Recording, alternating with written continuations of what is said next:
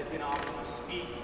But if anybody from the back wants to move down, if they can't hear me right now, you're more than welcome to. So first and foremost, thank you for being here. It's Thanksgiving Monday. An incredible crowd, an incredible turnaround. Name myself, Jason Jansen, Director of Communication and Marketing for Ontario Basketball. It's a really, really incredible day because to my left we have a gentleman with an unbelievable coaching resume.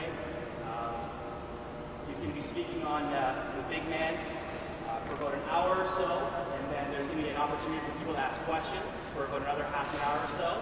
So any questions, by all means, write them down throughout the clinic. We'll give you an opportunity to ask them at the end. And before as well, we have 4 gentlemen here who are representing the big men of Canada. So they're going to be here throughout the day. Introductions will happen at some point. Thank you for being here. And with no further ado, Mr. Coach Messina. Thank you. Good morning.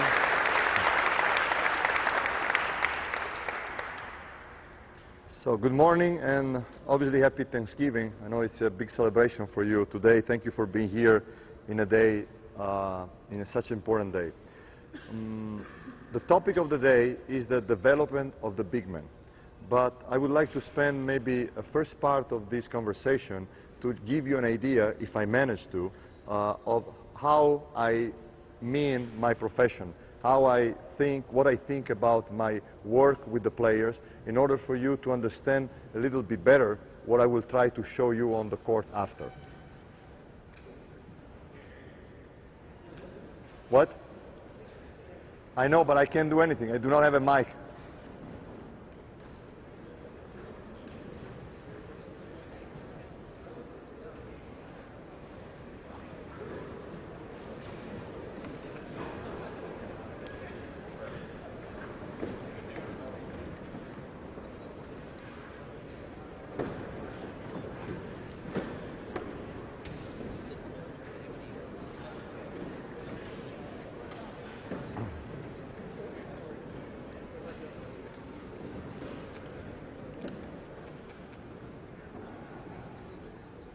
It's very interesting because you behaved exactly like the players. You never believe what you're told until you prove it.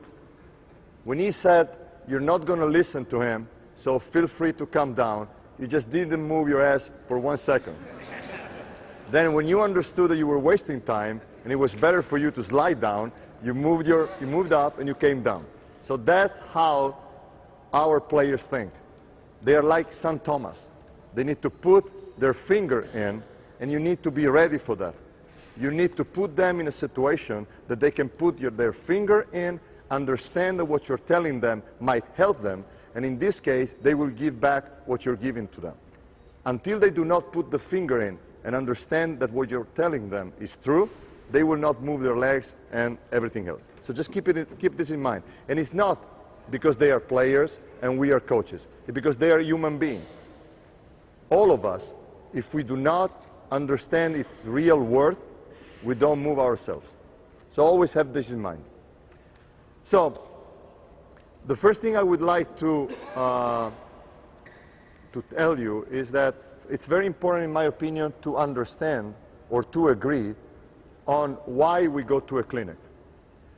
I think, or from my point of view, and I hope it's the same for you, I think we go to a clinic because we would like to understand what is the general idea that that coach has in his work.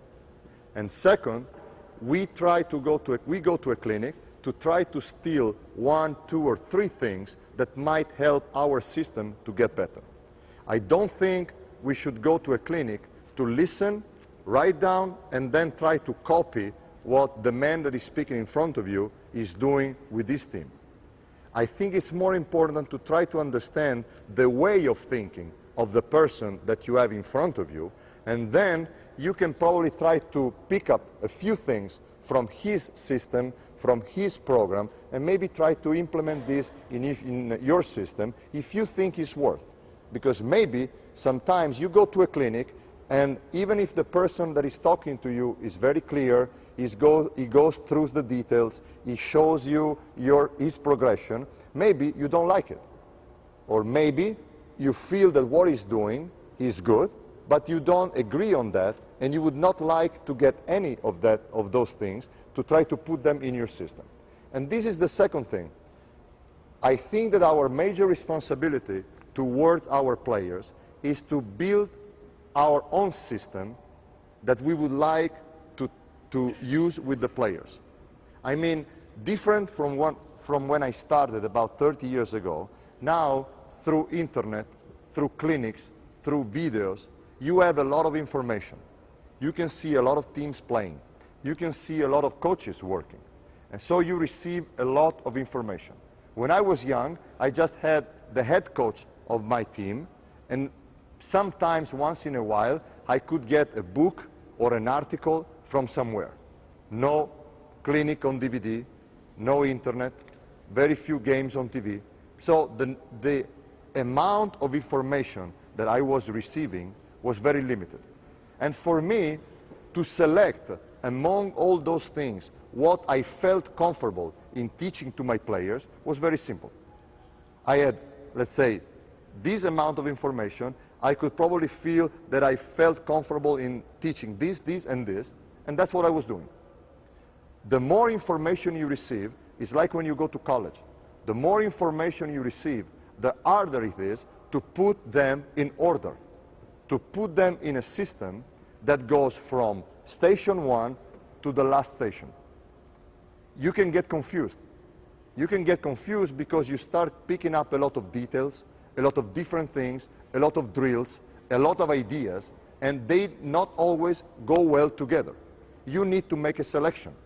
Now, my point is your knowledge, in theory, is very wide. You have the books, you have the videos, you have the ideas, you have the internet, you have everything. Can you teach all the things you know to your players? What do you think? No. Do you agree on this? So here comes the problem. What we think we must absolutely teach to our players for them to become good players among the old things I know. And second, what comes after and what I leave last, so that only if my players are comfortable with this part, then I can try to teach them also this. Does it make sense to you? It's like in school. The good teacher, regardless his culture, knows exactly where he wants to start in his teaching and how he wants to help you to progress. Makes sense, I guess. Okay? If you start not from the basic, but from the top, you create a disaster. You create confusion. Players will not follow you. Players must have the feel that you know from where you're going and to you want to get, so that you take them by the hand and you understand when they can walk by themselves. This is the other problem. You cannot always take them like this because they are not babies. So you need to have them growing and walking on their own legs.